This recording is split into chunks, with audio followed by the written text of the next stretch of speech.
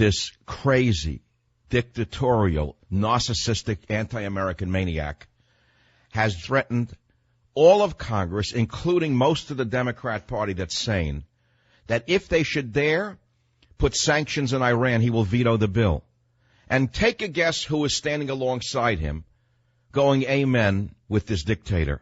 None other than the reincarnation of King George III, and that would be Cameron.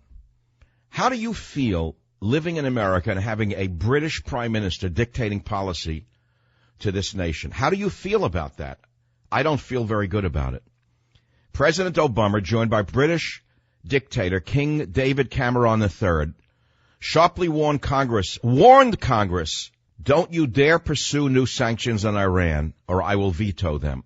Listen to the soundbite. You're not going to believe what you're about to hear. Now, if Iran cannot provide us the kind of assurances that would lead myself and David Cameron and others to conclude that they are not obtaining a nuclear weapon, then we're going to have to explore other options, and I will be the first one to come to Congress and say we need to tighten the screws, and Congress needs to show patience.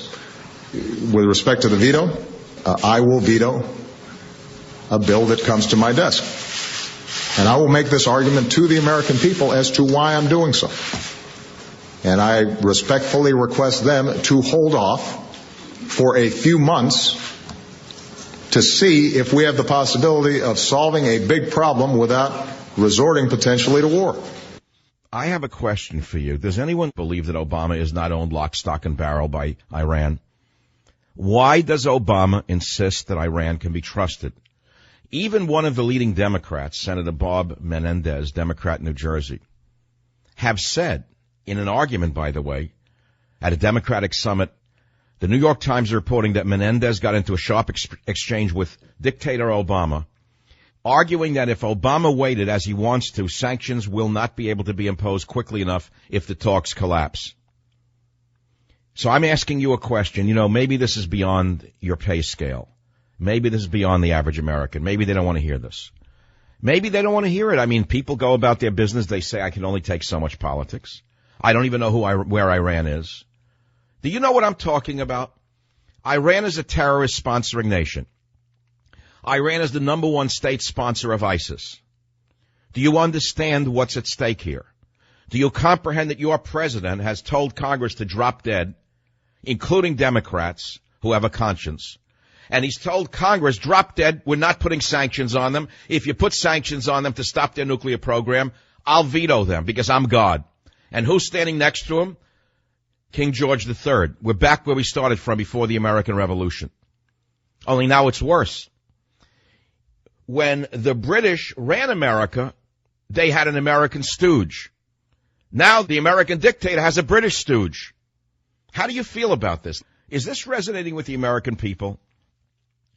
You know, if you look at history, this is sort of when Hitler took, let's say, Czechoslovakia. Say, you know what? If he takes one more country, then we're going to impose sanctions on Germany. And if Congress dares impose sanctions on Germany now, I will go and veto that. Because Mr. Hitler and I understand each other.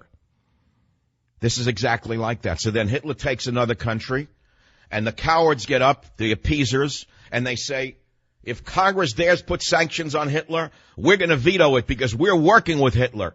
And he's a reputable man. He's a good man. All those mullahs in Iran who say they're going to wipe Israel off the map. All the Muslims in Iran who say they're going to wipe the U.S., the big devil, off the map. They don't really mean it. They don't say what they mean. They're not Muslims. They've hijacked the Islamic religion. The real Muslims are somewhere, but we don't know where they are. We're looking for a few of them.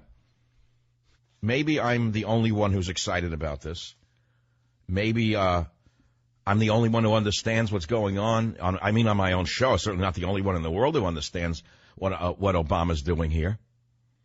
Remember, the major state sponsor of terrorism in the world is Iran. Look at America. You know, many of us sponsor wounded warriors, don't we? We see those heartbreaking TV ads of soldiers with arms or legs, brain damaged. Do you know who planted those IEDs? Obama's new pals. The Iranians were behind it. Do you have any idea what's going on here? that Cameron and Obama are now stooges of the mullahs of Iran, giving them enough time to develop a nuclear weapon where it will then be too late to stop them? You say, well, why shouldn't they have a nuclear weapon? Everyone else does. Why shouldn't Iran have one? Israel does. That's what I'm going to hear next.